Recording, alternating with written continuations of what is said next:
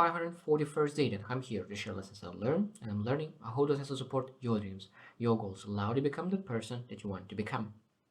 Today I speak about one sentence to learn today. I was listening a podcast, John C. Maxwell podcast, and I really love what they said.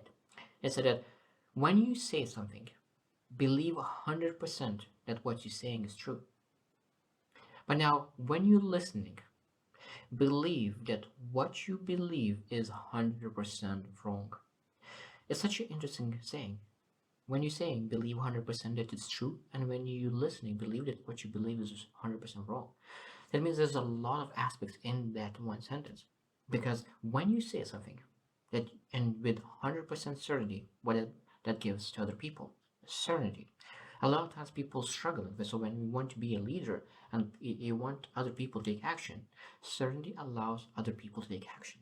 So it means if you say that, oh, you should be able to do that, or you might be able to do that, you possibly will succeed. That creates a lot of doubt. So that means that when you want to lead, of course, it depends on which station. But when you are leading in someone and you really want to make sure that they take action, of course, you don't want to take neutral language. You want to make a certain language that when you will do that, when you follow those footsteps, when you follow those steps, a proven process, this is exactly what you'll get. It doesn't matter that it might be that something will go south, but now they take action with full certainty because they know that if they will take action, they'll get some kind of results. If they don't get the result that they're looking for, you're able to pivot it. But if you say that if you will follow this process, it should work like how it is supposed to feel. Of course, it will take away their power. Now, when I think about second part of that's the beauty of the sentence because when you're listening, you need to believe that you're 100% wrong. That means your open-mindedness. Now, one thing about open-minded I want to share first is that a lot of times people believe that they're open-minded. But I could tell you that most things in life is that you could be in one area of life very open-minded. Try a new drink, try a new sport, try a new hike, trying new stuff. But you're not open with new courses, with new career. People working for 15 years in the same position, and then they said, "Oh, I'm open-minded." So it depends where. And of course, that when you believe that you're 100% wrong, a lot of times it allows you to be open-minded in every aspect of your life. Because if you do not have open-mindedness, what it does. So that means when you are working in one career for 10 years and you're going to some kind of business meeting, let's say that, and a person is sharing an idea and you potentially could invest in a business idea, and you are coming with biases. Oh, this business doesn't work. This business is exaggerated. Oh, this is this and this. That means biases kills curiosity, and curiosity kills knowledge.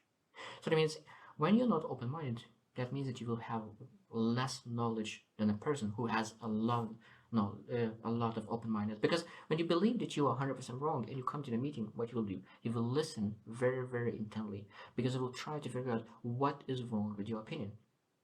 If you learn that your idea was 100% wrong, what it does, you learned, you became better, improved.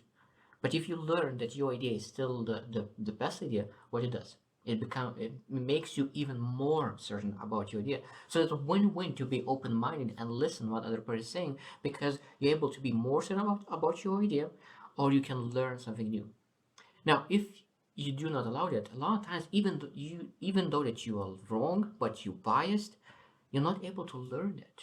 It's such a sad thing that a lot of times people not able to improve only because of biases and they wrong beliefs. So that means we always need to question our beliefs. Because I love what John C. Maxwell says that he was certain the most at 18 because he was certain about a lot of things. But he became older, less things he became certain, but those few things that he was certain, he became much more certain. Because when you realize that over time, that all the things that you used to believe is true is not true.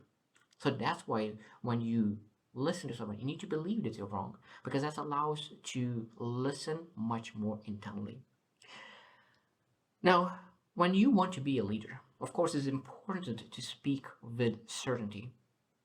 But of course, at the same time, it's very important when you're a leader to listen intently as well. Because If a person is able to see that a leader is learning and open-minded, that builds a culture. Because if you're able to be vulnerable and share that I will listen and I will try to learn, that will build culture.